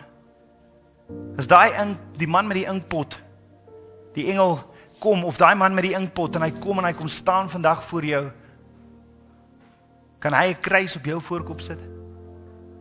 Dink mooi daaroor, want Yeshua sê ons moet die kostes bereken. Almal gaan dit by die werk sien, hoor. Almal gaan dit sien daar waar jy saam met mense sport doen. Kan hy regtig, kan hy 'n kruis op jou voorkop sit vandag? En soos wat Moses afgekom het van die berg, na hulle hierdie goue kalf aanbid het, toe sê hy, maar wie is daar wat vir die waarheid wil staan? So wil ek vandag vra, as jy kies om vandag te sê, maar ek wil 'n heilige priesterdom wees, ek wil 'n disipel wees, wil ek jou vra om saam, soos wat daai inkpotter voor jou kom staan en hy sê, kan ek 'n merk op jou maak? Kom ons staan saam op en kom ons gee vir Abba die beste eer en loof en prys hom. Abba, hier kom ons lofprysing vandag. Ons kom lê onsself neer as lewende offer. Ons vra Vader, ons het berou oor die sondes, dit wat ingesyfer het in die kerk. Ons wil 'n kerk wees, ons wil 'n heiligdom wees. Ons wil u heiligdom, u heilige priesters wees wat u heiligdom bewaak en ons wil deel wees in dit waarvoor u ons roep. Come have your way in our life.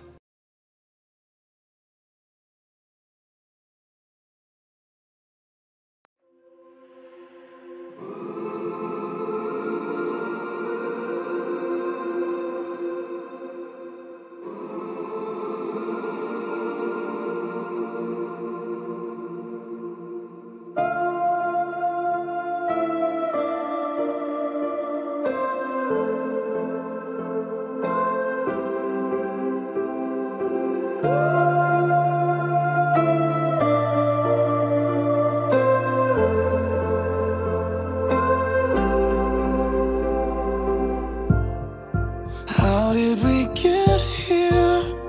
What cost away on a lonely shore? I can see in your eyes, dear, it's hard to take for a moment more. We've got to burn the ships, cut the ties, send a flare into the night. Say a prayer, turn the tide, dry your tears and wave goodbye. Step into a new day. We can rise up from the dust and walk away. We can dance upon the heartache, yeah. So light a match, leave the past, burn the ships, and don't you look back.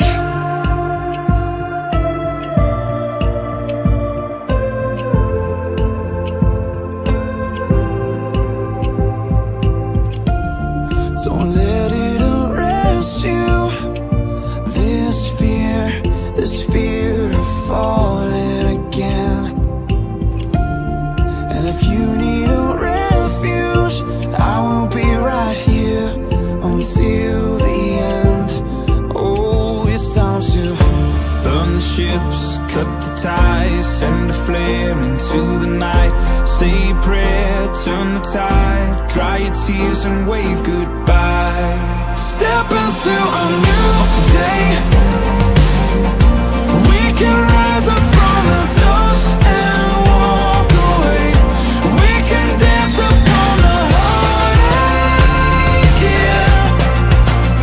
So light a match, leave the past, burn the ships, and don't you look back.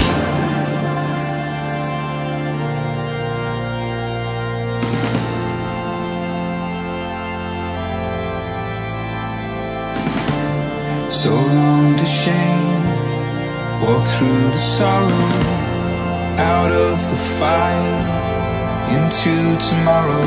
So flush the pills, face the fear, feel the weight disappear. We're coming clean, we're born again. I hope our lungs can breathe again. Oh, we can breathe again.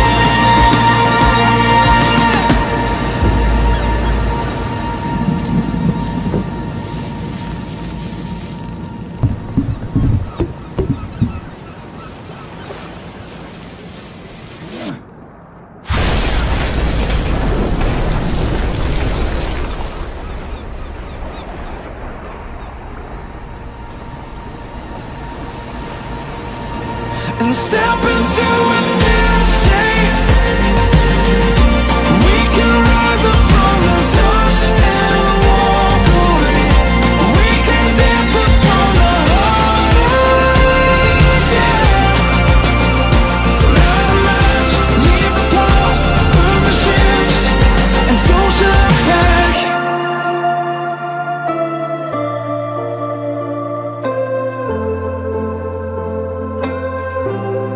And don't you look back.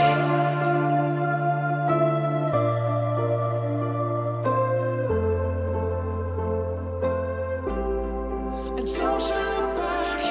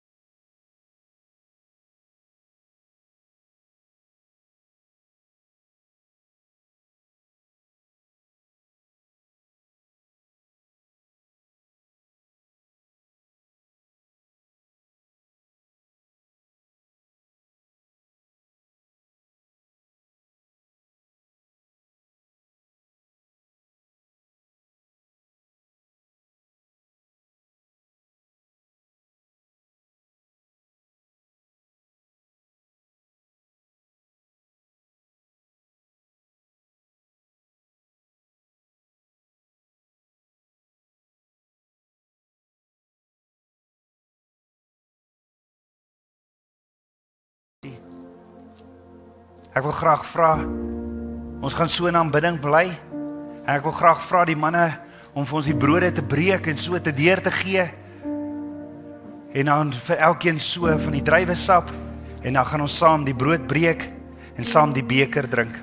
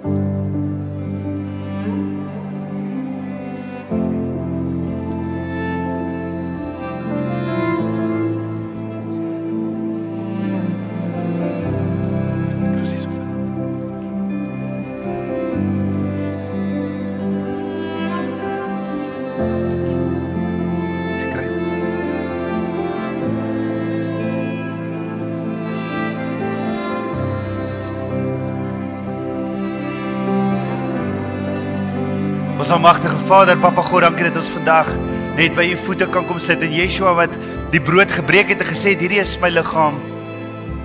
So wil ons vandag vra Yeshua, ons wil u liggaam wees, kom leef in ons. En daarom wil ons hierdie brood breek en sê Yeshua, verander ons denke, verander ons opinies, burn the ships.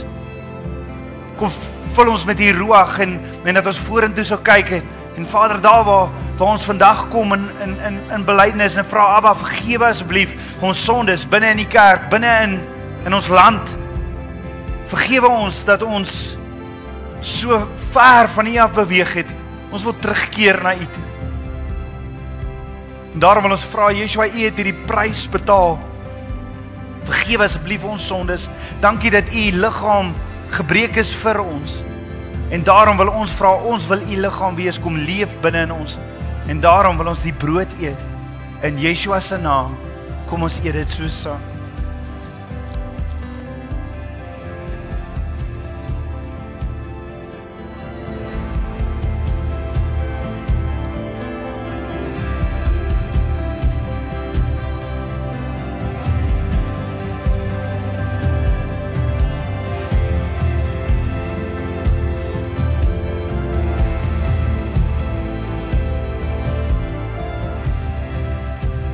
Vader, ons wil ook die beker neem en ons weet hiermee verklaar ons dat die prys wat Yeshua betaal het, ons wil net dankie daarvoor sê, dankie Yeshua dat U bloed betaal het vir my sondes.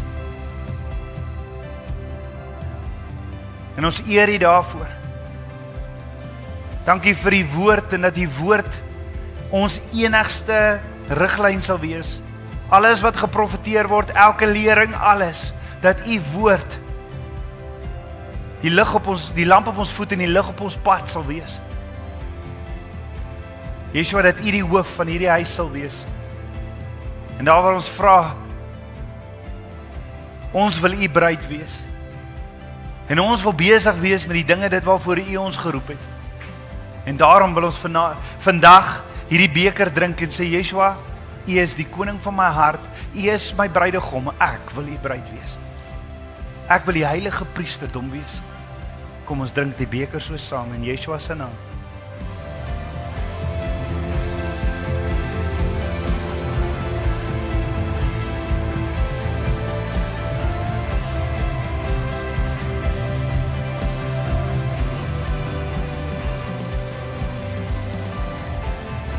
Abba Vader sê in Numeri 6 vers 23 in die gedeelte wat ons volgende week bestudeer, sê Abba Vader, ons moet die seën oor mekaar uitspreek. Varecha Adonai vishmarecha, Ya'er Adonai panav elecha vichuneka, Yesa Adonai panav elecha v'yasem lecha shalom. Abba Vader sê, hy seën jou en hy sal jou behoed. Abba Vader sê, hy sal sy aangesig oor jou laat skyn en hy sal jou genadig wees. En Abba Vader sal sy aangesig oor jou verhef en aan jou shalom vrede gee. Ontvang dit, kind van God. Dankie Vader vir die liefde. Ons loof en ons prys U. Ek bid dit alles in Yeshua HaMashiach se naam, die seun van Yotevawei. Amen. Amen. Julle, ek wil graag vra of julle vir 'n oomblik kan sit. Ons wil graag met julle, ek wil graag vir Elmarie en Chris vra om vorentoe te kom. Die mikrofoon.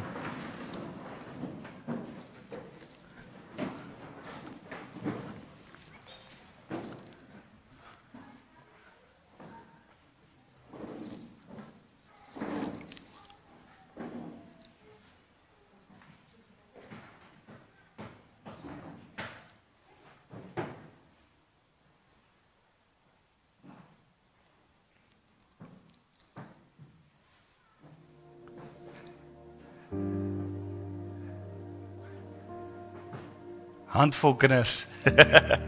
Elmarie, daar is die mikrofoon. Ek wil net so vir die liggaam vertel.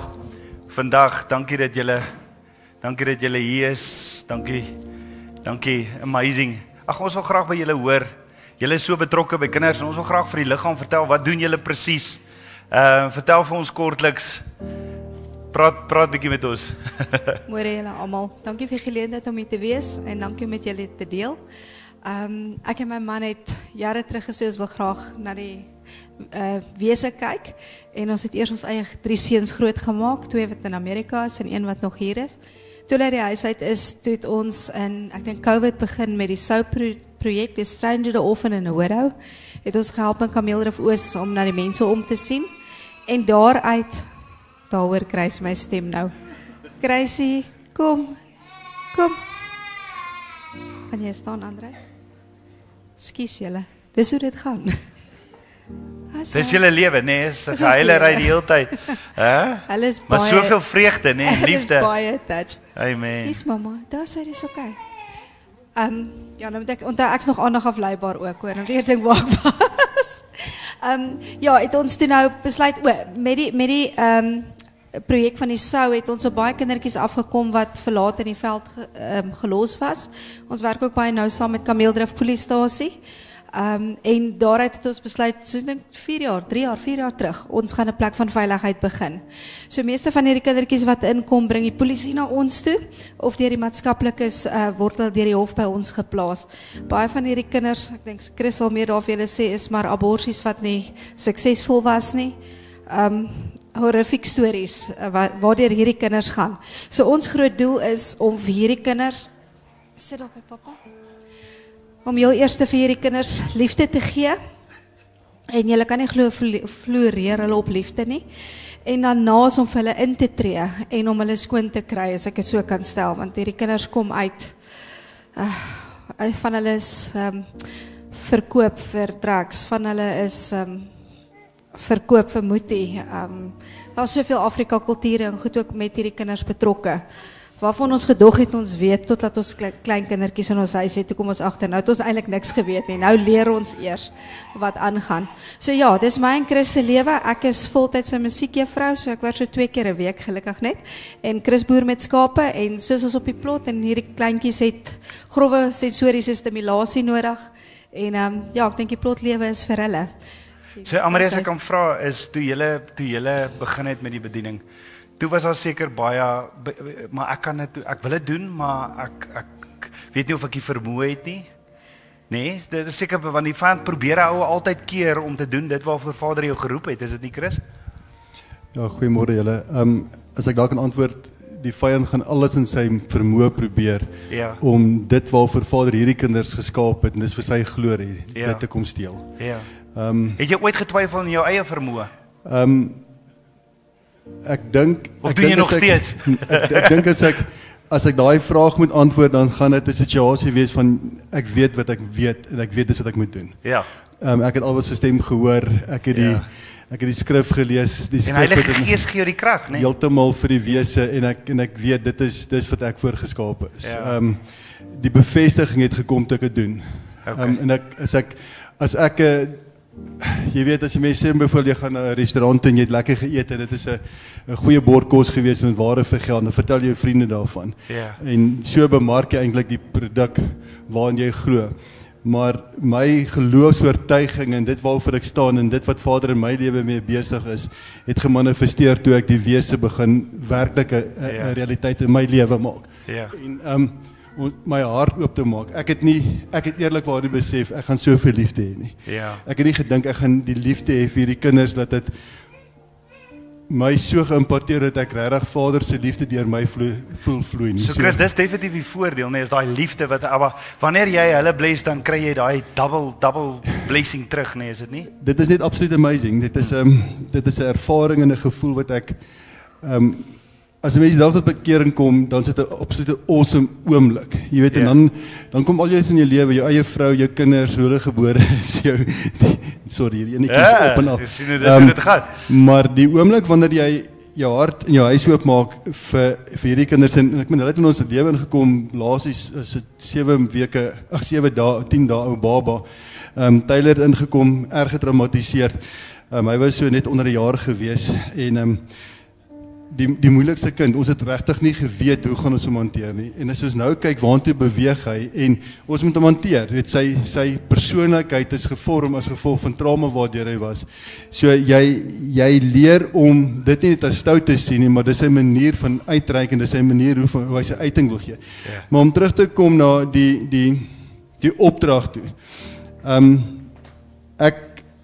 Ek is dankbaar dat ek en Elmarie saam die opdrag gekry het en apart van mekaar. Dat ek weet, toe ek na haar toe gaan en was weet jy, ek voel ons met die wese ons sien, toe dit reeds ons hart geresoneer al van waar ons getroud is basis. So ek dink die ding van wat jy net nou gesê het is van gehoorsaamheid is en wat Vader hy roep jou en die oomblik wanneer jy gehoor gee aan sy gehoorsaamheid dan behaag jy hom.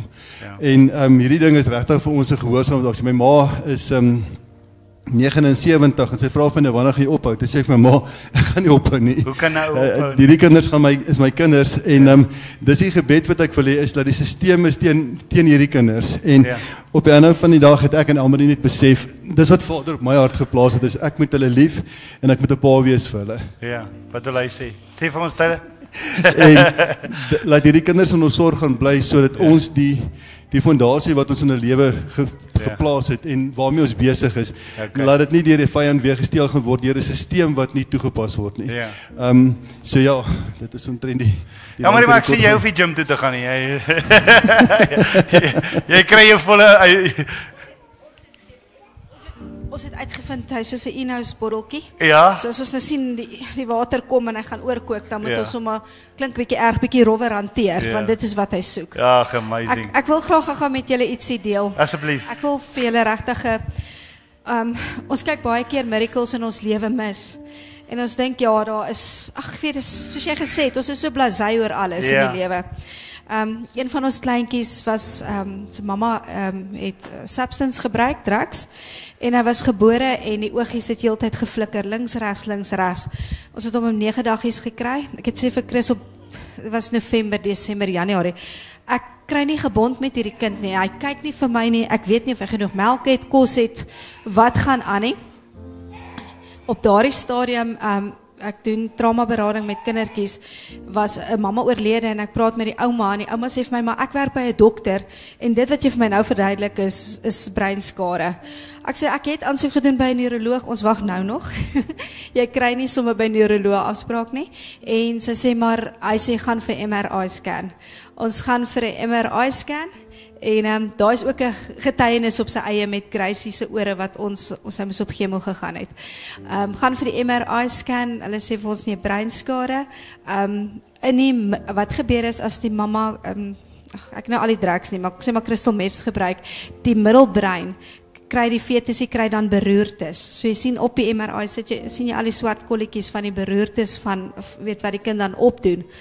En wat so interessant was, nou by die volgende miracle uitkom, ek sit by die dokter, hy sê ek wens jy kon my dogter gesien het.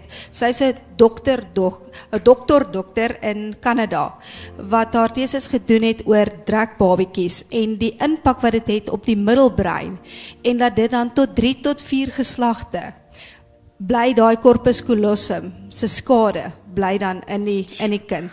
Eerste ding wat my opkom is dis 'n vloek.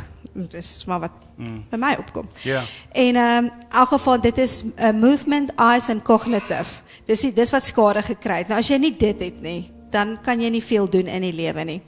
En ek sê toe vir Chris dit en hy sê maar nou weet ons bietjie meer en hy het net besluit hy gaan nou vir hierdie kind bid. Hy bid vir hierdie kind. Julle dis elke dag dan die oogies lyk soos 'n waterpassie dat hy eers so stabiliseer en dan kyk hy vir jou. Word die oë beter? Elke week sien hy 'n meter verder en die kind is reg. Wow, prys So Abba. ons is regtig daar is ons so gebless met Vader. Ja. So dit is net miracle. So dis baie lekker. Amen, prys Abba. So ek wil graag by julle hoor, Chris, Amarie, in dit wat 'n ou doen hè, wanneer jy vir Abba dinge doen, dis nie altyd maanskyn en rose nie. So vertel vir ons julle grootste hartseer. Ek dink my grootste hartseer is dat ek gesien het hoe in 'n geloofsgemeenskap mense so verblind is dat kleur nog saak maak. Ons bly in Kameeldrif en dit is 'n plot area en mense het ons uitgehaal omdat ons swart kinders in ons huis het. Hulle het ons onttrek, familie het ons veroordeel. Hoe meer jy probeer om orde te skep met hulle, hoe meer is daar wanorde, maar ek dink dit is die verwerping wat die mense kry as gevolg van mense se onbevoegdheid om Vader se liefde raak te sien. Ja. En die vraag wat ek op einde vandag het is, waar is die liefde? Maar verantwoord jouself, moenie vir my die antwoord gee nie. Die mense verstaan nie wat Abba se liefde is, die oomblik wanneer hy dit nog nie geactiveer het nie. En dit maak my hartseer oor die liggaam, is dat ons soveel mense is wat gelowiges genoem wil word, maar hulle sien nie die groter prentjie raak van wie Abba Vader is nie. Amen. En hulle liefde word nie geactiveer nie. Dit is so hartseer. Ons is kerkledemate, maar ons is nie disippels nie en dit is wat ons wil doen en dis waar ons julle as 'n liggaam ook wil ondersteun en help. En daarom het ons vandag vir julle doeke en ons wil graag julle bankbesonderhede kry want daar's finansies ingekom van verskeie oorde af wat ons dan ook aan wil julle gee. En Maritjie is deel van ons uitreik. Sy is die leierpersoon daar en ons is betrokke by die manne-rehab, by die vroue-rehab en ons gaan betrokke wees by julle. Dit is vir ons se passie.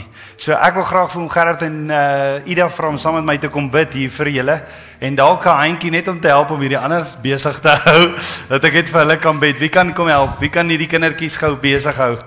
Dat ons vir hulle kan bid. Dankie.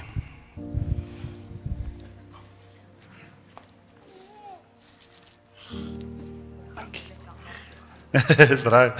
Staan julle maar net as hulle begin ek weet nie wat doen nie.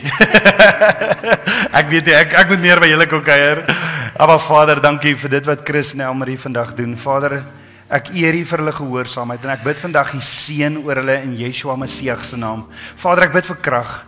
Ek bid vir leiding, ek bid dat U Ruach hulle sal vul en dat U hulle sal leer en dat elke kind wat hulle groot maak, kinders van U sal wees. Hulle behoort elkeen aan U en ons vertrou die werk wat hulle doen. Dankie vir elke kind hierso vandag en vir die kinders wat hulle in hulle arms vat. Vader, dit is U liefde wat hulle toon en ons eer U daarvoor. Mag hierdie vir ons 'n inspirasie wees, Vader, om so op te staan as disippels soos wat Chris en Elmarie is, dat hulle so sal opstaan. Vader, ons bid U seën oor hulle. Ons bid dat U hulle gebede sal verhoor en dat U hulle sal styf vashou. Dankie Vader vir Chris. Dankie vir Elmarie. Ek bid Abba. Ek weet U glimlag oor hulle. En dankie. Ons eer U Abba. Ons eer wat U deur hulle doen en dit wat U vir ons ook hier leer. Ek loof en ek prys U, Abba. Ons bid U seën in Yeshua Messie se naam oor elkeen van hulle en oor die kinders, oor hulle veiligheid, oor die voorsiening, dat U die vensters van die hemel sal oopmaak, dat U vir hulle wysheid sal gee, leiding sal gee, en dat U met hulle sal wees. Dankie, Vader. Ek bid dit alles in Yeshua HaMashiach se naam, die seun van Jotewawei. Amen.